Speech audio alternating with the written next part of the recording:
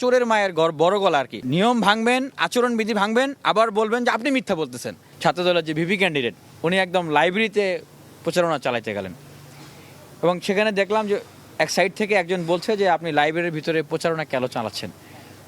তো উনি সেখানে বলছেন যে কেন আমি কি প্রচারণা চালাতে পারি না, মানে যেটা ভুল হয়ে গেছে সেটা তো আমি যে হ্যাঁ ভাই এটা আমার ভুল হয়ে গেছে, ঠিক আছে আপনারা যদি এটাকে অ্যাকসেপ্ট না করেন তাহলে আমি দুঃখিত, আমি করব না। ভিডিওটা আছে। আবিদ আবিদ আমি আমার কাছে আপনার কাছেও আসবো। আবিদ আমি আপনার কাছেও আসবো। আবিদ আমি আপনার কাছে আসবো।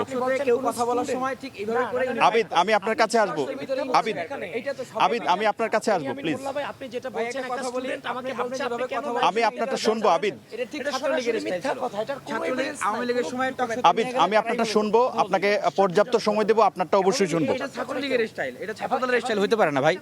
আমরা একসাথে লড়াই সংগ্রাম করছি, সেই সহনশীলতা জায়গাটা আমার কাছে তো প্রমাণ আছে। আমি ভিডিও দিব, আমি ভিডিও দিব। আবিদ আমি আপনারটা শুনবো। কিন্তু একটা আবিদ স্টুডেন্ট আমাকে আবিদ আমি আপনারটা শুনবো প্লিজ। কেন আসছেন সেই ধরনের কোনো ঘটনার মুখোমুখি আমি হইনি। এই যে আমার কাছে ভিডিও আছে, আমি ভিডিও দিব। হ্যাঁ সরাসরি মিথ্যা বলছেন। আমার কাছে ভিডিও আছে তো। এই ভিডিওটা দেখান যে স্টুডেন্ট আমরা আমাকে বলেছে অবশ্যই সেটা দেখবো।